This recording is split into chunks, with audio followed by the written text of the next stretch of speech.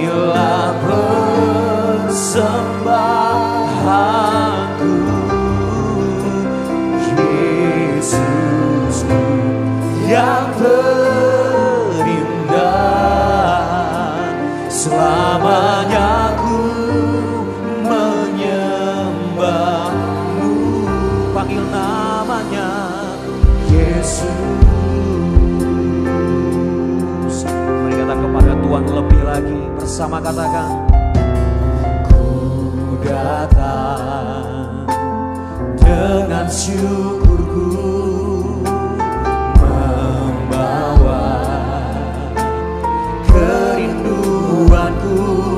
Yesus, ingin ku menyenangkanmu. Setiap karyamu Tuhan sungguh indah bagi kami.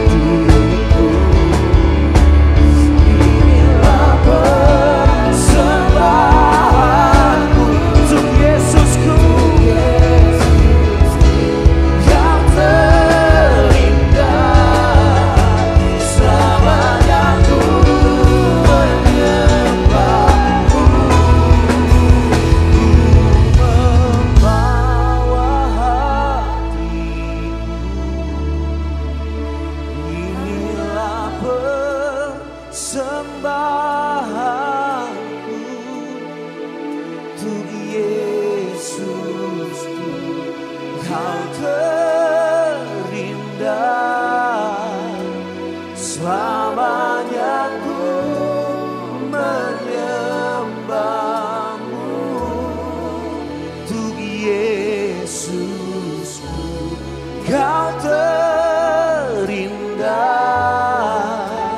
Selamanya ku menyembah. Sekali lagi mari katakan, untuk Yesusku, Kau terindah. Selamanya ku menyembahmu, Yesus.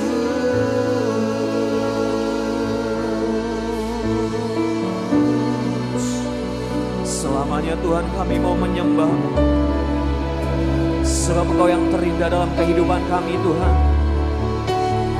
Terima kasih ya Tuhan, Kau Allah yang sah, Kau Allah yang hidup.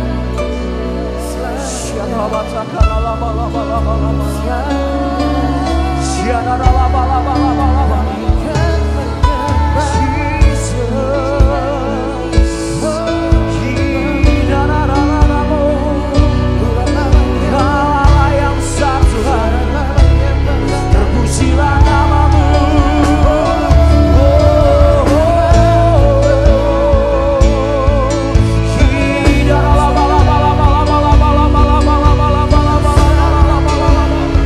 Tuhan, kami sembah Kau di tempat ini Tuhan.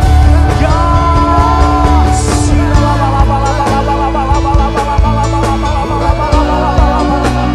Kaulah pertolongan kami Tuhan, Kaulah gunung batu kami, Kaulah perlindungan kami, Kaulah jawaban dari setiap doa-doa kami Tuhan. Dan pada pagi hari ini kami datang kepadamu, Kaulah pusat penyembahan kami ya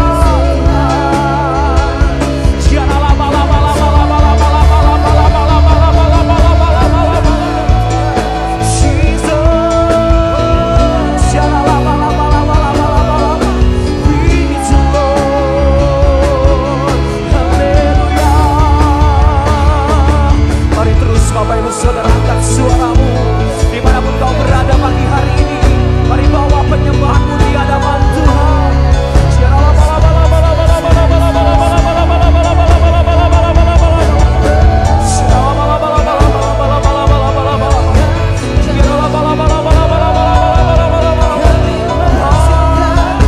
Lebih percaya rohmu hadir di tempat ini.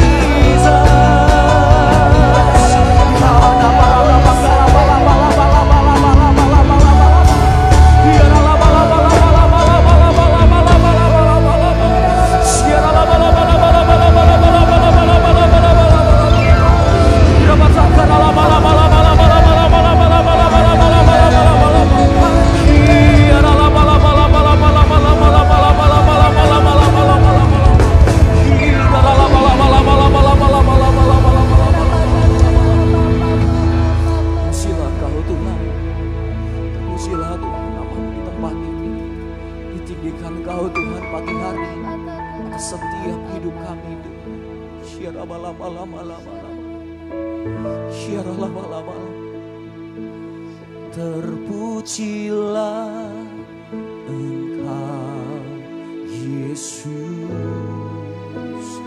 ditinggikan di atas pujian. Dari dalam lubuk hatiku ku sujud dan berterima kasih. Terpujilah Tuhan Yesus, ditinggikan di atas pujian. Dari dalam lubuk hatiku ku sujud dan berterima kasih.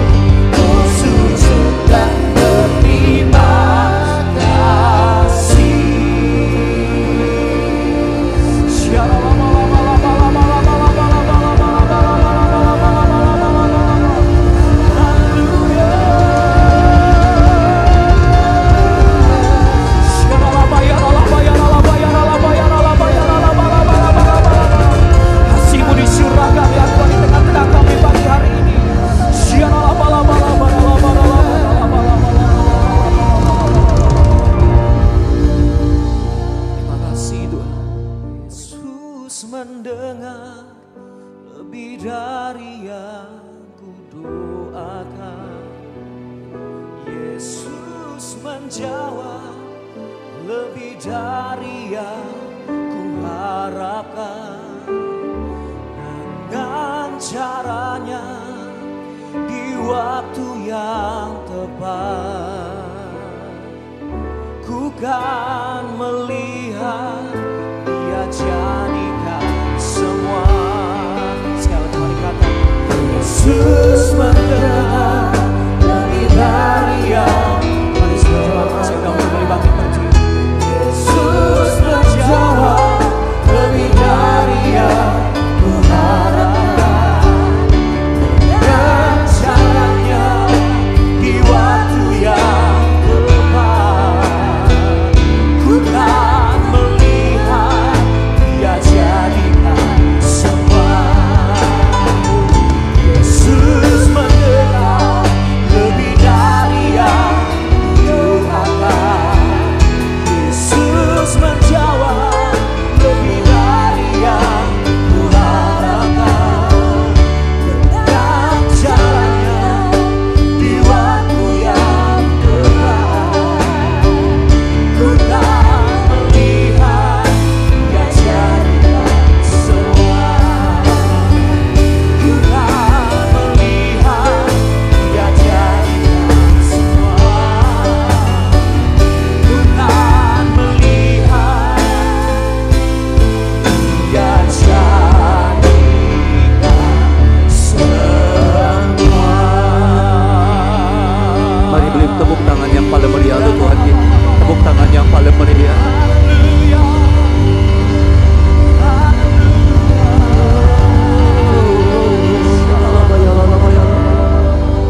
Mari sekali lagi kita angkat kedua tangan kita. Mari kita sekarang membawa persembahan kita. Mari kita bawa penyembahan kita. Haleluya. Haleluya.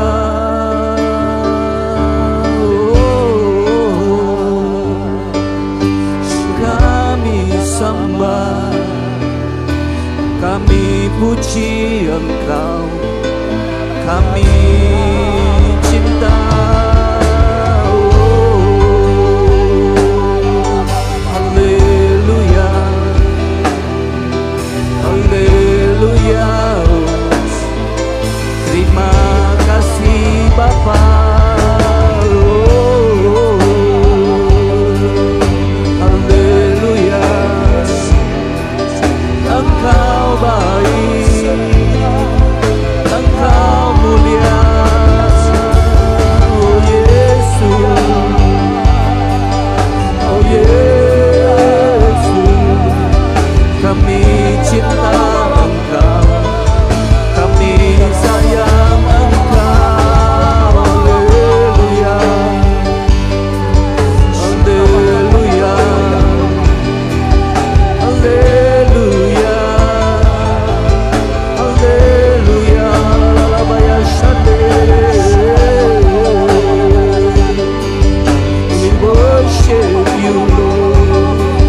Thank you, my Lord.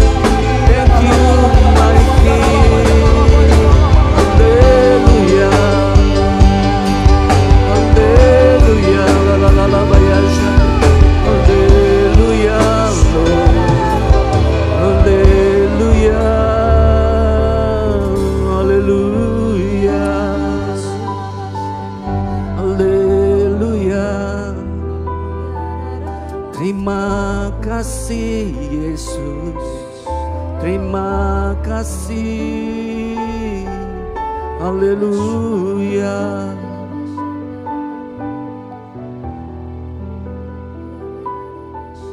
Kami perlu Engkau, kami cinta padamu.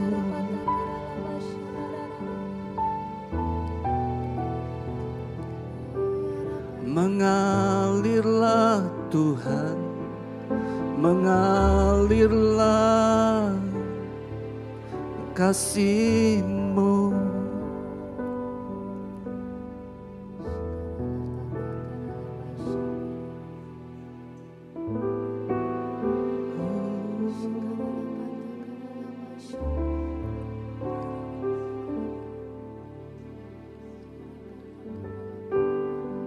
Kami tahu Tuhan, kami tidak bisa hidup tanpa kasih-Mu. Kami tidak bisa hidup tanpa kemurahan-Mu dalam kehidupan kami. Karena itu yang kami butuhkan dalam kehidupan kami.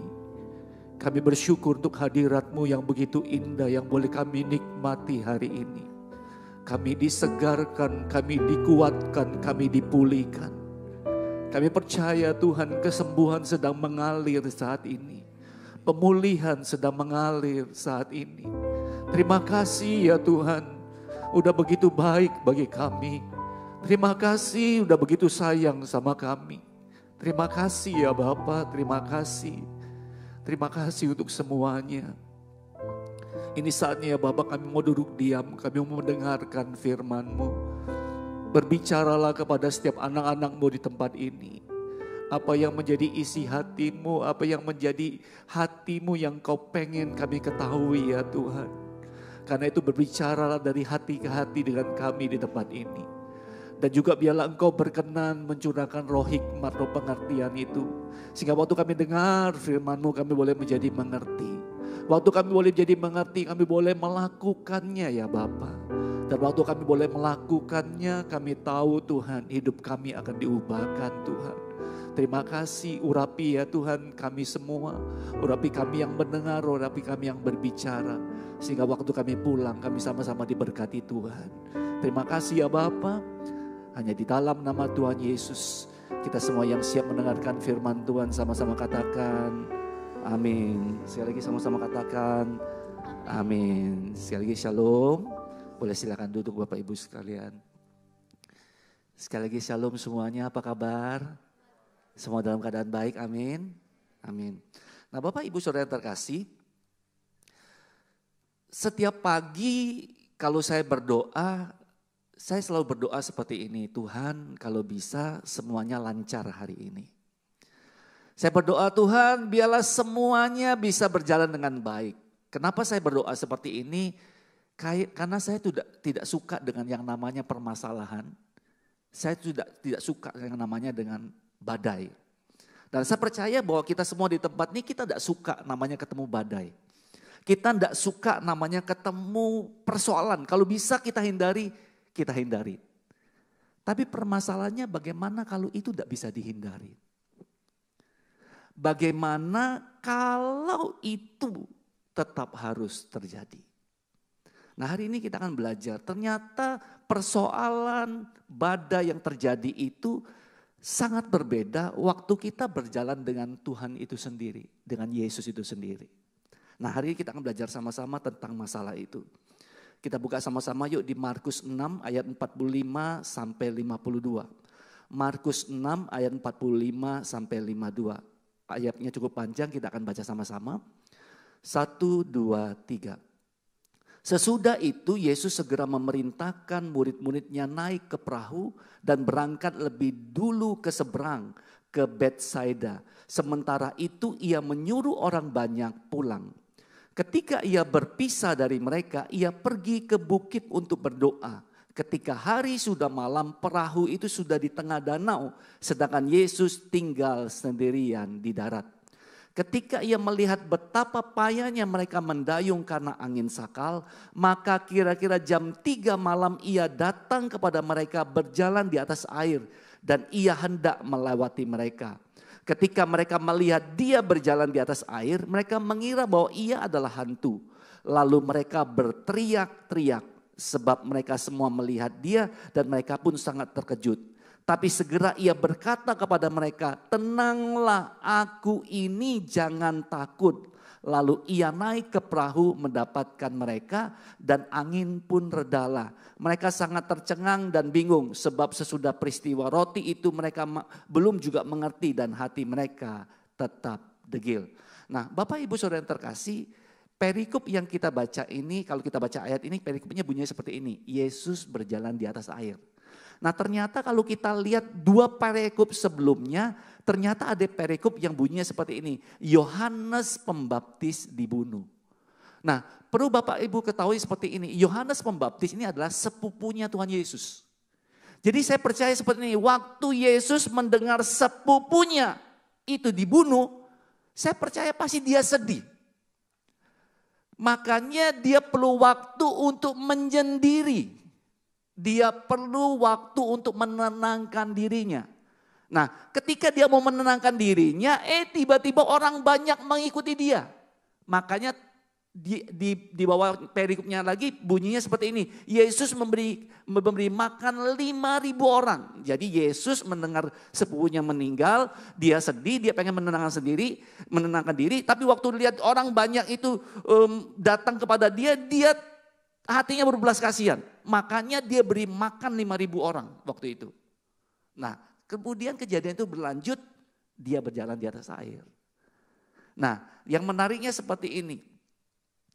Setelah kejadian dia memberi makan 5.000 orang, ayat 45 bunyinya seperti ini. Sesudah itu Yesus segera memerintahkan murid-muridnya naik ke perahu dan berangkat lebih dahulu ke seberang, ke Betsaida. Sementara itu ia menyuruh orang banyak pulang. Mungkin Tuhan pengen menenangkan diri. Karena waktu untuk menenangkan dirinya dipakai untuk melakukan mujizat memberi makan 5.000 orang. Makanya dia perintahkan murid-muridnya pergi duluan. Dan dia naik ke atas bukit untuk berdoa. Nah, yang menariknya seperti ini, ada beberapa poin yang kita pelajari tentang kejadian ini.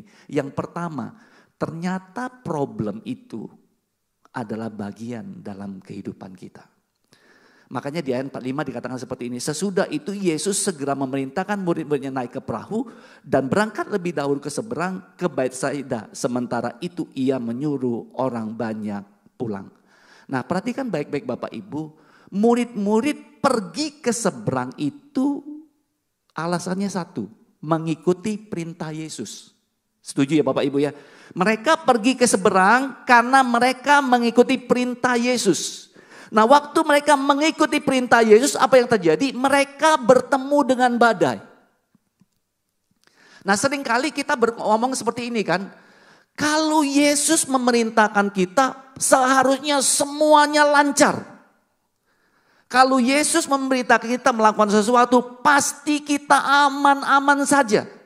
Nah, ternyata murid-murid ini mengalami masalah ketika mereka sedang melakukan perintah Tuhan. Nah, dari sinilah boleh dikatakan ternyata permasalahan itu sesuatu yang tidak bisa kita hindari. Dan permasalahan itu adalah bagian dari hidup kita. Ada seorang hamba Tuhan, dia bilang seperti ini. Kita itu bisa jadi dalam keadaan sedang menuju ke dalam masalah. Ataupun dalam keadaan di tengah masalah. Atau dalam keadaan baru keluar dari masalah. Jadi baru menuju masalah, di tengah masalah, ataupun baru keluar masalah. Jadi boleh dikatakan permasalahan tidak bisa kita hindari. Badai terkadang tidak bisa dihindari. Dan itu menjadi bagian dalam hidup kita. Dalam Roma 8 ayat 28 sampai 29 dikatakan seperti ini. Kita tahu sekarang bahwa Allah turut bekerja dalam segala sesuatu mendatangkan kebaikan bagi mereka yang mengasihi Dia. Yaitu bagi mereka yang terpanggil sesuai dengan rencana Allah. Nah, yang nulis ini adalah Paulus. Paulus bilang seperti ini, segala sesuatu. Nah, kalau Paulus sudah ngomong segala sesuatu ini yang artinya gini, semuanya bisa datang dalam kehidupan kita. Baik itu yang buruk, baik itu yang baik, baik itu sukacita, baik itu kesedihan, itu akan datang dalam kehidupan kita. Tapi yang menariknya seperti ini, semua yang datang itu, semuanya cuma akan mendatangkan kebaikan bagi kita. Jadi masalah tidak bisa kita hindari. Jadi tidak bisa waktu kita kena masalah kita langsung marah-marah sama Tuhan. Itu harus kita lalui. Karena itu adalah bagian dalam kehidupan kita. Nah, Watchman ini ngomong seperti ini. Ketika kita mempunyai hubungan yang dekat dengan Tuhan, maka kita bukan hanya dapat mendengar suara Tuhan melalui firman-Nya saja, ataupun berbicara dari hati kita, tetapi juga melalui masalah-masalah yang datang dalam hidup kita. Tuhan masih tetap ingin berbicara kepada kita melalui situasi. Jadi sesuatu yang tidak bisa kita hindari, sesuatu yang coba untuk kita hindari ini, waktu terjadi dalam kehidupan kita, itu bisa dipakai Tuhan untuk menyampaikan sesuatu kepada kita. Untuk berkata-kata kepada kita. Karena itu boleh dikatakan bahwa permasalahan tidak bisa kita hindari. Permasalahan adalah bagian dari hidup kita. Amin. Nah, Bapak Ibu, di timur laut Amerika Selatan itu ada satu jenis ikan yang namanya ikan kod. Nah, ternyata ikan kod ini adalah ikan yang enak dagingnya dan disukai banyak orang-orang Amerika. Cuman ikan kod ini banyak munculnya itu di timur laut Amerika Selatan, sebelah timur Amerika tersebut. Nah, sedangkan daerah barat maupun daerah yang lain mereka kadang-kadang perlu kirim ikan itu. Jadi apa yang terjadi? Mereka tangkap ikan itu kemudian eskan kirim ke daerah-daerah.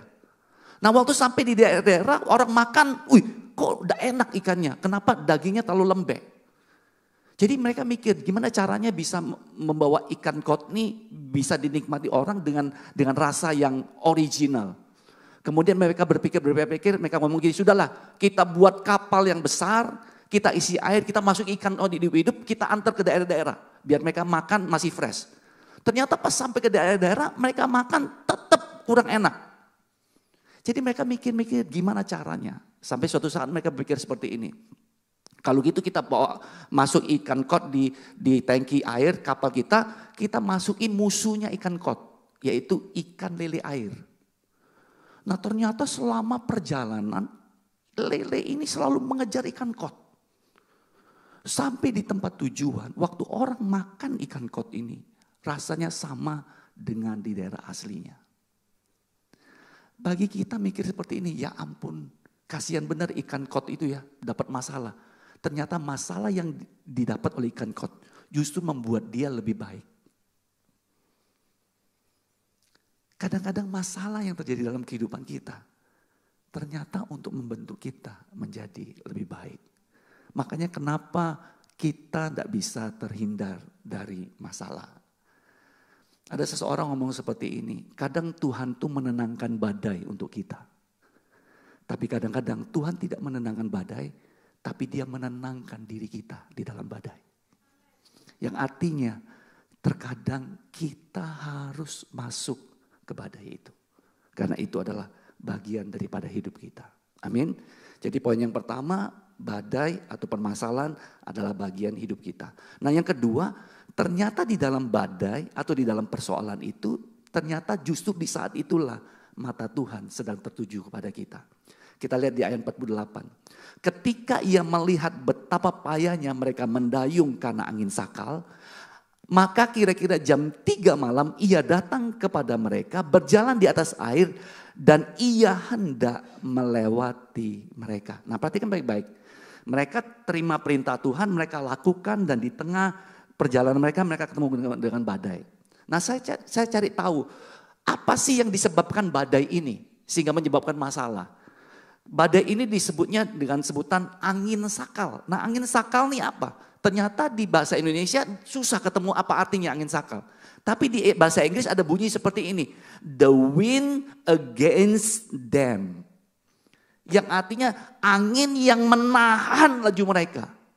Jadi boleh dikatakan waktu mereka ketemu badai ini, mereka tidak bisa bergerak maju. Jadi angin ini, badai ini menahan mereka sehingga mereka mendayung kepayahan, mereka tidak maju-maju. Nah, dalam hidup kita mungkin kita mengalami sesuatu kok kita tidak maju-maju. Seakan-akan ada sesuatu yang menahan kita mau maju, tidak maju-maju, kita mau berkembang, tidak berkembang. Nah, seperti hal inilah angin sakal ini menahan. Nah, yang menariknya seperti ini. Ketika mereka berdayung-dayung ketemu angin sakal mendayung-dayung itu mereka ketakutan. Mereka pikir mereka sendirian ditinggal guru mereka. Mereka pikir kasihan mereka kenapa. Guru mereka yang nyuruh mereka tidak tahu apa yang mereka alami.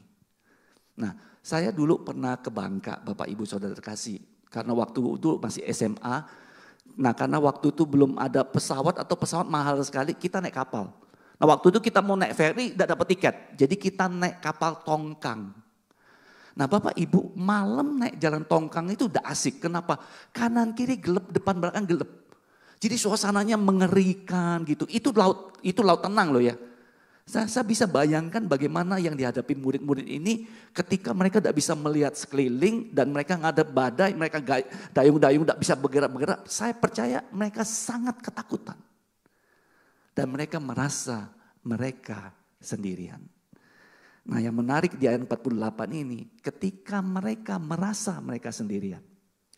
Ketika mereka merasa mereka berjuang sendirian, mata Tuhan sedang tertuju pada mereka. Makanya dikatakan ketika ia melihat. Jadi ketika mereka berjuang seorang diri itulah mata Tuhan sedang melihat mereka. Ketika kita sedang bergumul dengan permasalahan kita, seakan-akan kita ketakutan, kita merasa sendirian. Di saat itulah mata Tuhan sedang tertuju kepada mereka. Amin Bapak Ibu. Jadi kadang-kadang yang membuat kita down itu kita merasa kita sendirian, kita merasa Tuhan tidak melihat kita.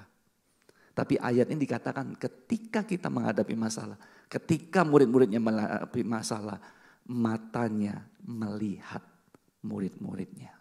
Amin Bapak Ibu. Suatu saat ada seorang anak kecil masuk ke kamar mamanya gara-gara badai.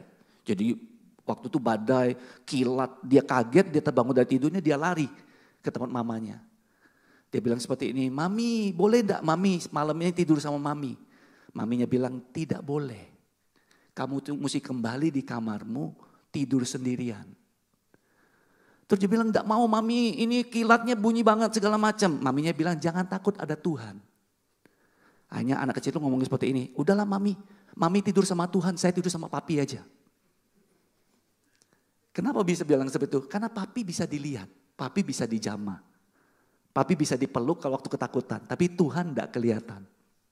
Nah kadang-kadang kita kenapa down waktu menghadapi masalah? Karena kita pikir sendirian. Karena kita pikir Tuhan tidak melihat kita. Amin. Nah di Alkitab ada satu kitab yang namanya kitab Esther. Bapak Ibu boleh baca kitab Esther dari pertama sampai akhir, nama Tuhan tidak disebut. Tapi walaupun nama Tuhan tidak disebut, pekerjaan tangannya jelas terlihat di sana. Jadi bukan berarti waktu kita tidak melihat Tuhan, Tuhan tidak ada. Bukan berarti waktu kita tidak melihat Tuhan, Tuhan tidak mengerti kita. Tuhan mengerti kita. Karena itu waktu di dalam badai, Tuhan melihat kita. Jadi poin yang pertama, badai adalah bagian dari kehidupan kita. Poin yang kedua, dari badai itulah Tuhan melihat kita. Dan yang ketiga, jangan pernah menyerah di dalam badai. Atau jangan pernah menyerah dalam perjalanan tersebut. Kita lihat lagi yuk Markus 6 ayat 48. Di situ dikatakan seperti ini. Ketika ia melihat betapa payahnya mereka mendayung karena angin sakal, maka kira-kira jam 3 malam ia datang kepada mereka berjalan di atas air dan ia hendak melewati mereka. Nah, Bapak Ibu, ternyata mereka waktu diperintahkan Tuhan jalan itu kira-kira tuh jam 8 atau mungkin di bawah jam 8. Tapi yang pastinya mereka mendayung itu dari jam 8 sampai jam 3 pagi. Jadi kita menurut literaturnya itu mereka mendayung itu dari jam 8 sampai jam 3 pagi. Berapa jam berarti? 5 jam. 9, 10, 11, 12. 7 jam. Jadi bayangkan 7 jam mereka mendayung tidak ada hasil. Bayangkan 7 jam mereka menghadapi badai sendirian, mereka ketakutan, mereka hadapi itu. Nah tapi yang menariknya seperti ini, ada kata-kata seperti ini. Ketika ia melihat betapa payahnya mereka mendayung. Kalau kita Bapak Ibu, kalau saya sudah mendayung 2 jam dan ada hasil, saya balik ke tepian. Karena kan angin itu menahan saya maju ke sana, tapi saya bisa pulang. Nah yang menariknya waktu murid-murid itu di dalam badai, mereka tidak menyerah. Mereka tidak ngomong seperti ini, sudahlah ada badai, pulang. Tapi mereka tidak pernah berhenti untuk melakukan apa yang Tuhan perintahkan dalam kehidupan mereka. Walaupun mereka menghadapi badai. mereka tidak menyerah. Di saat mereka tidak menyerah itulah mereka melihat mujizat. Nah, dalam kehidupan kita terkadang kita tidak boleh menyerah.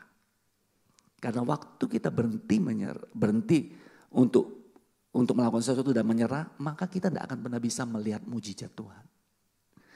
Makanya Yesaya 40 ayat 31 dikatakan seperti ini. Tetapi orang-orang yang menantikan Tuhan mendapatkan kekuatan baru. Mereka seumpama Raja Wali yang naik terbang dengan kekuatan sayapnya. Mereka berlari dan tidak menjadi lesu. Mereka berjalan dan tidak menjadi lelah. Menanti-nanti ini bukan berarti stop. Menanti-nanti ini bukan berarti ya sudahlah, tidak usah kerjain lagi. Enggak, menanti-nanti ini tetap melakukan sesuatu sambil menantikan Tuhan. Nah, Tuhan mau waktu kita menghadapi badai, permasalahan dalam kehidupan kita, jangan berhenti di tengah jalan. Karena waktu kita berhenti di tengah jalan, kita tidak akan melihat mujizat itu. Kalau murid-murid waktu menghadapi badai dia pulang ke pantai lagi, mereka tidak akan pernah melihat Yesus berjalan di atas air. Tapi waktu mereka tidak menyerah, mereka melihat mujizat Tuhan. Apapun masalah yang kita hadapi saat ini, jangan pernah menyerah. Waktu kita tidak menyerah, kita akan melihat mujizat. Dan yang terakhir, permasalahan membuka pewahyuan yang baru tentang Tuhan bagi kita. Kita lihat Markus 6 ayat 49 sampai 50. Ketika mereka melihat dia berjalan di atas air, mereka mengira bahwa ia adalah hantu. Lalu mereka berteriak-teriak sebab mereka semua melihat dia. Dan mereka pun sangat terkejut. Tetapi segera ia berkata kepada mereka, tenanglah, aku ini, jangan takut. Nah, yang menariknya seperti ini Bapak Ibu. Waktu mereka sedang berjuang sendirian. Waktu mereka merasa sendirian. Mata Tuhan melihat mereka. Waktu Tuhan melihat betapa payahnya mereka mendayung. Bukan Tuhan panggil mereka. Tapi Tuhan mendatangi mereka. Bukan Tuhan menantikan mereka pulang untuk mendapatkan pertolongan. Tapi Tuhan yang mendatangi mereka. Waktu kita punya masalah. Terkadang kita tidak mengerti harus berbuat apa. Kadang-kadang kita tidak mencari Tuhan. Tapi di saat itulah Tuhan itu sendiri yang mencari kita. Tuhan itu sendiri yang mendatang kita untuk memberikan pertolongannya. Dan ini yang dialami murid-murid. Tuhan berjalan di atas air. Nah, yang menariknya seperti ini. Waktu mereka melihat Tuhan berjalan di atas air. Perkataan pertama yang mereka ucapkan adalah, ini hantu. Itu hantu. Nah, saya ini cukup lama maksudnya kenal sama Ko Acuan ya. Jadi saya percayalah kalau malam-malam Ko Acuan lewat walaupun gelap, saya bisa mengira-ngira ini Ko Acuan ini. Kenapa? Karena saya tahu. Oh, Ko Acuan ini jalannya seperti ini. Kadang-kadang dengan bunyi jalan seseorang pun kita tahu, oh ini si A, ini si B. Karena kita sudah pernah hubungan. Nah, saya percaya murid-murid ini punya hubungan dengan Yesus. Kok waktu Yesus berjalan di atas air, kok mereka kaget, bahkan menyebut Yesus hantu. Nah, ternyata ada beberapa kemungkinan. Kemungkinan pertama adalah karena Tuhan melakukan sesuatu di luar perkiraan mereka. Terus yang kedua, mereka terliputi oleh ketakutan mereka, oleh masalah mereka, sehingga mereka tidak melihat Tuhan. Makanya F.B. Meyer ngomong seperti ini.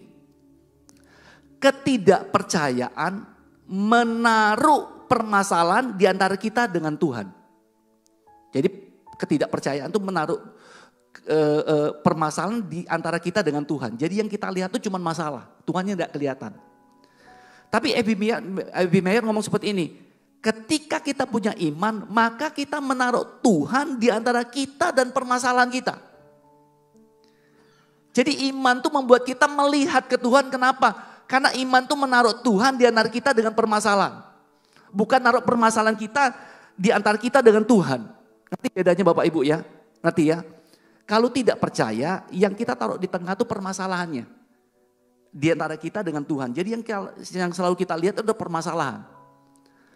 Tapi kalau iman, bukan kita taruh permasalahan di antara kita dengan Tuhan, tapi kita taruh Tuhan di antara kita dan permasalahan kita. Sehingga apa yang kita lihat? Tuhan. Nah, makanya waktu Yesus berjalan di atas air, Tuhan bilang seperti ini, tenanglah, aku ini jangan takut. Nah, kalau bahasa Indonesia kita tidak mendapatkan apa-apa dari kata aku ini. Tapi dalam bahasa aslinya kata aku ini adalah Adonai. Apa arti Adonai? Tuhan atas segalanya. Jadi ketika murid-murid ketakutan, dia pikir hantu datang, Tuhan bilang seperti ini. Aku ini Adonai. Apa yang mau Tuhan ngomong, aku ini Adonai? Tuhan mau ngomong seperti ini, jangan takut, ini aku. Seakan-akan dia mau ngomong seperti ini, jangan takut, ini aku. Aku adalah Tuhan atas semesta ini. Aku ini adalah yang menciptakan langit, yang menciptakan angin, yang menciptakan gelombang, yang menciptakan segala sesuatu. Makanya ketika dia naik ke atas perahu, angin pun menjadi reda. Waktu mereka menghadapi masalah, ternyata mereka melihat sesuatu yang baru tentang Tuhan. Bahwa dia Tuhan atas semesta. Coba kita lihat Bapak Ibu di Kejadian 21 ayat 33. Kejadian 21 ayat 33. Bunyinya seperti ini. Lalu Abraham menanam sebatang pohon tamariska di Berseba. Dan memanggil di sana nama Tuhan Allah yang kekal. Nama Tuhan Allah yang kekal dalam bahasa aslinya adalah El Olam. Bapak Ibu tidak akan bisa ketemu di tempat yang lain kecuali di sini El Olam. Yang artinya El Olam ini panggilan yang unik. Dan panggilan yang unik ini muncul setelah Abraham berjalan 25 tahun dengan Tuhan. Setelah dia mengalami banyak masalah segala macam sampai akhirnya Ishak dilahirkan. Dan banyak kasih karunia yang dihadapi, dia panggil nama Tuhan El Olam. Ternyata waktu kita berjalan dengan Tuhan, dengan permasalahan-permasalahan yang kita hadapi, ternyata justru membuka mata kita tentang siapa Tuhan itu sendiri.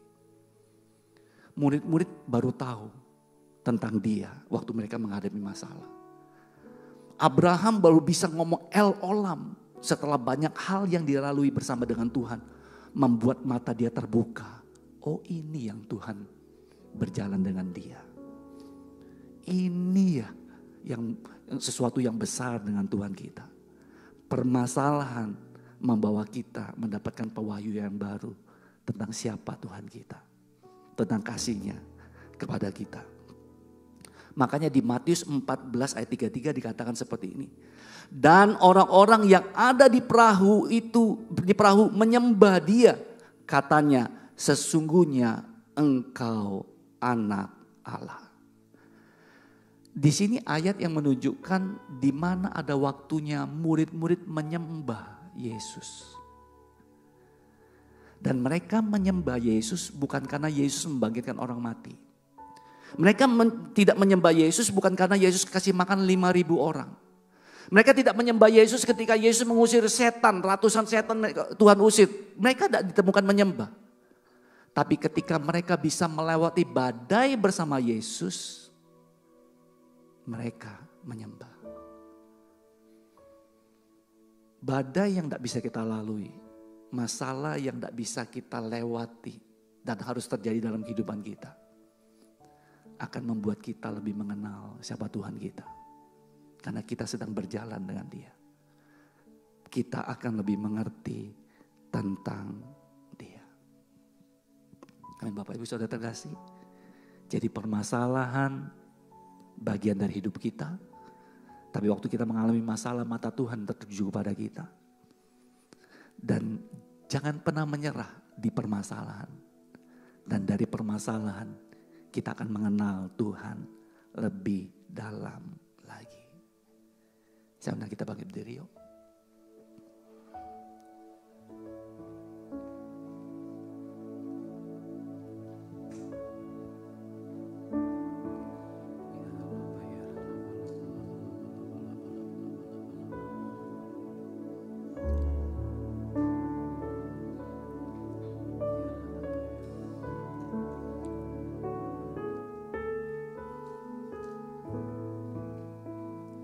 Kau kuatkan aku bertahan, Kau jalankan dalam kesesakan, Kau buktikan kesetiaan-Mu Tuhan. Engkau Allah Immanuel, Kau kuatkan aku bertahan, Kau harapan dalam kesesakan, Kau buktikan kesetiaan-Mu Tuhan. Engkau Allah Immanuel.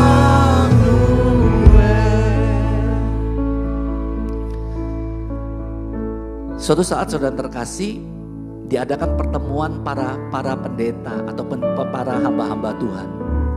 Nah, di pertemuan itu ternyata banyak hamba Tuhan yang hadir, sehingga ada hamba Tuhan yang paling muda dan hamba Tuhan yang paling tua. Kemudian panitia iseng-iseng ngomong seperti ini, udah kita panggil pendeta yang paling muda dan pendeta paling tua untuk membacakan Mazmur 23. Jadi dipanggillah pendeta yang paling muda. Karena dia paling muda, dia kuat sekali. Waktu dia bacakan Mazmur itu, dia buat Mazmur itu begitu indah. Sehingga waktu dia selesai baca Mazmur itu, orang tepuk tangan. Wih, bagus-bagus. Cara dia bawain bagus-bagus. Kemudian dia duduk, dipanggillah pendeta yang paling tua. Ternyata pendeta yang paling tua ini jalan aja susah. Pakai tongkat. Perlu dibopong lagi, dibawa jalan ke depan. Nah, peserta yang hadir mereka ngomong seperti ini pasti lucu ini. Kenapa? Dia sudah tua, jalan aja susah, gimana dia bisa membaca Mazmur 23. Dibawalah maju, dia berdiri ke depan. Nah, waktu diberi ke depan, dia sudah pegang kacamata seperti itu, orang pada ketawa. Ini pasti lucu. Ternyata benar, waktu dia sampai di depan dia baca Mazmur. Dia waktu baca Mazmur, dia bacanya dengan susah. Dia bilang gini, Tuhan adalah gembalaku, karena dia memang susah ngomong. Tapi sampai satu titik dia ngomong, ketika aku berjalan di lembah kekelaman, tiba-tiba dia berhenti dan dia mulai menangis. Nah, waktu dia menangis seperti itu, semua jadi diam dan semua dijamah Tuhan. Dan pendeta tua itu tak pernah menyelesaikan pembacaan Mazmur 23 itu. Di akhir pertemuan itu orang cuma ngomong seperti ini. Yang muda itu baca Mazmur karena dia baca dengan kemampuannya. Tapi sedangkan pendeta itu, yang tua itu waktu baca Mazmur, dia menceritakan tentang kehidupannya sendiri. Berjalan dengan Tuhan. Makanya waktu dia katakan, ketika aku berjalan dalam lembah maut, dia menangis karena itu yang dia rasakan. Waktu dia berjalan dengan Tuhannya. Tuhan yang ada menyertai dia. Tuhan yang selalu pegang tangannya.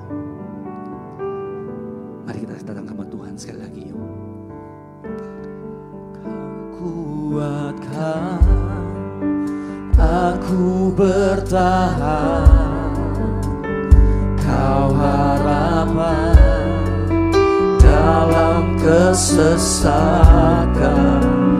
Kau buktikan kesetiaan-Mu Tuhan. Engkau Allah Immanuel, kuatkan aku bertahan, Kau harapan dalam kesesakan, Kau buktikan kesetiaan-Mu Tuhan. Engkau Allah Immanuel. Mari Bapak Ibu Saudara terkasih, sebelum kita pulang, sebelum kita menyelesaikan acara kita ini, mari kita tutup mata kita sejenak di hadapan Tuhan. Persoalan apa yang sedang kita hadapi? Badai kehidupan apa yang sedang melanda kita saat ini? Mungkin kita sama seperti murid-murid. Kita ketakutan seorang diri. Kita khawatir. Kita merasa kita sendirian. Tapi biarlah hari kita tahu, di badai itu mata Tuhan tertuju kepada kita. Di saat kita sedang mengalami permasalahan itu, mata Tuhan sedang tertuju kepada kita. Karena itu Tuhan mau, jangan pernah menyerah. Jangan pernah menyerah. Tetap maju bersama dengan Tuhan. Tetap berjalan dengan Tuhan. Karena waktu kita tidak pernah menyerah, kita akan melihat mujizat itu terjadi. Dan melalui masalah itu, kita akan mengenal Tuhan kita lebih dalam lagi. Sebelum pulang, kalau Bapak Ibu yang sedang menghadapi badai ataupun persoalan, mungkin hari ini kau bilang, Tuhan, aku perlu dikuatkan hari ini. Aku sudah mau menyerah. Aku sudah mulai tawar hati sama Tuhan. Tapi hari ini aku mau bangkit, aku mau percaya. Ketika aku merasa sendirian, di saat itu Tuhan melihat pergumulanku, merasakan apa yang aku rasakan. Dan jika itu doamu di hadapan Tuhan, kau boleh angkat tanganmu di hadapan Tuhan. Kau yang bilang, kuatkan aku Tuhan, kuatkan aku untuk berjalan bersama dengan Engkau. Buat aku tetap bertahan ya Tuhan. Jika itu doamu, kau boleh angkat tanganmu di hadapan Tuhan. Kau yang mengatakan, Tuhan, aku tidak mau menyerah. Aku punya iman percaya bahwa musim ini akan berlalu. Aku boleh melihat kemenangan bersama dengan Tuhan. Mari jika itu doamu, kau boleh angkat tanganmu di hadapan Tuhan. Kau boleh angkat tanganmu di hadapan Tuhan.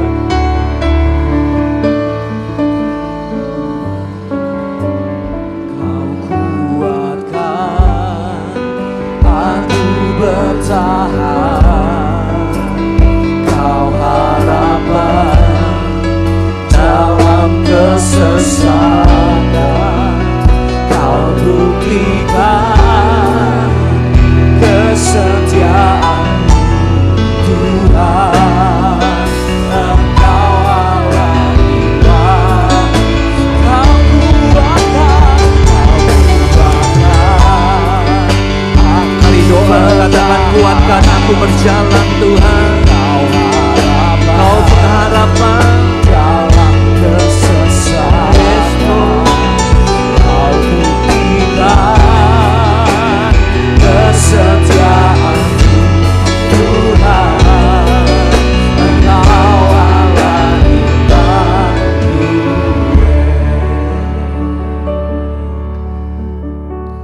Bahwa pada saat ini hamba berdoa untuk tangan-tangan yang terangkat ya Tuhan. Tuhan, mengalir kasih-Mu ya Tuhan. Untuk setiap anak-anak-Mu yang sedang mengangkat tangan saat ini. Biarlah hari ini mereka dikuatkan. Mereka tidak pernah menyerah dalam Tuhan. Mereka tidak pernah menyerah dalam berjalan dengan Tuhan. Biarlah mereka kuat. Sehingga mereka bisa melewati persoalan mereka. Melewati badai kehidupan mereka. Dengan kemenangan bersama dengan Tuhan. Hamba berdoa, Tuhan, kuatkan setiap anak-anak-Mu yang hadir. Kuatkan. Bukakan jalan bagi mereka. Dengar doa mereka. Sembuhkan sakit penyakit mereka ya Tuhan. Berikan pertolongan ya Tuhan. Apa yang menjadi pergumulan mereka, Tuhan tolong mereka Tuhan. Terima kasih ya Bapak. Terima kasih untuk firman-Mu. Materikan firman-Mu dalam hati kami ya Tuhan. Bertumbuh menghasilkan buah pada musimnya. Terima kasih ya Bapak. Hanya di dalam nama Tuhan Yesus Kristus, kita semua yang sudah diberkati dengan firman Tuhan sama-sama katakan amin. Kita akan masuk dalam perjamuan kudus. Ya, mari kita siapkan diri masing-masing. Ada yang belum dapat roti dan anggur? Yang belum boleh angkat tangan. Kalau enggak, yuk kita siapkan hati kita masing-masing yuk. Mari sebelum kita masuk dalam perjamuan kudus, kita mau mengingat setiap kebaikan Tuhan dalam kehidupan kita. Mari kita mau ingat kasih-Nya Tuhan bagi kita.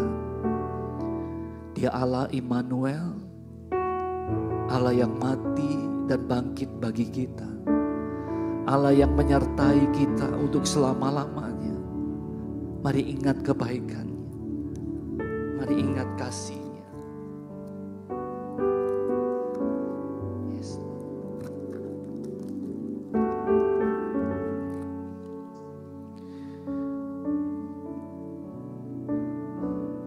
Demikianlah firman Tuhan. Sebab apa yang telah kuteruskan kepadamu telah aku terima dari Tuhan, yaitu bahwa Tuhan Yesus pada malam waktu ia diserahkan mengambil roti. Mari kita angkat roti di tangan kanan kita tinggi-tinggi. Dan sesudah itu ia mengucap syukur atasnya, ia memecah-mecahkannya dan berkata, inilah tubuhku yang diserahkan bagi kamu. Perbuatlah ini menjadi peringatan akan aku. Bapak Ibu Saudara yang terkasih, bukankah roti yang ada di tangan kanan kita adalah tanda persekutuan kita dengan tubuh Kristus? Amin. Mari kita makan di dalam nama Tuhan Yesus Kristus.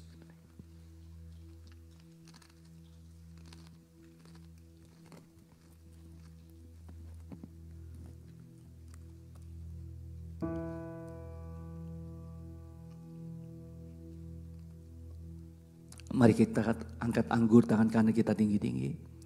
Demikian juga yang mengambil cawan sudah makan lalu berkata, cawan ini adalah perjanjian baru yang dimateraikan oleh darahku.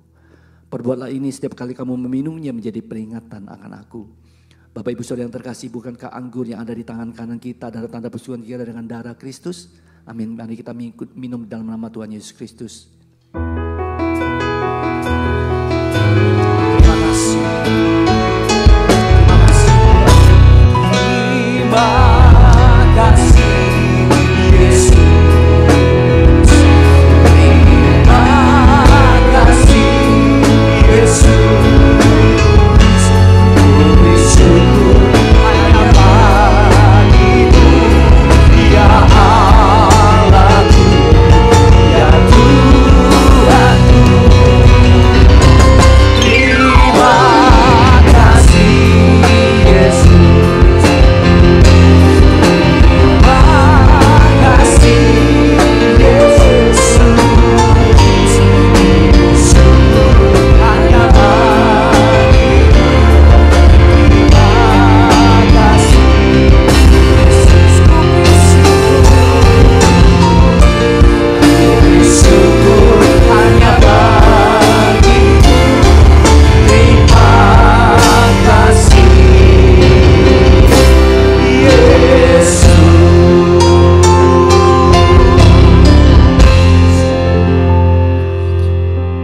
Bapak, sekali lagi kami bersyukur untuk firman-Mu, kami bersyukur untuk tubuh dan darah-Mu, kami bersyukur untuk setiap berkat-Mu yang mengalir dalam kehidupan kami.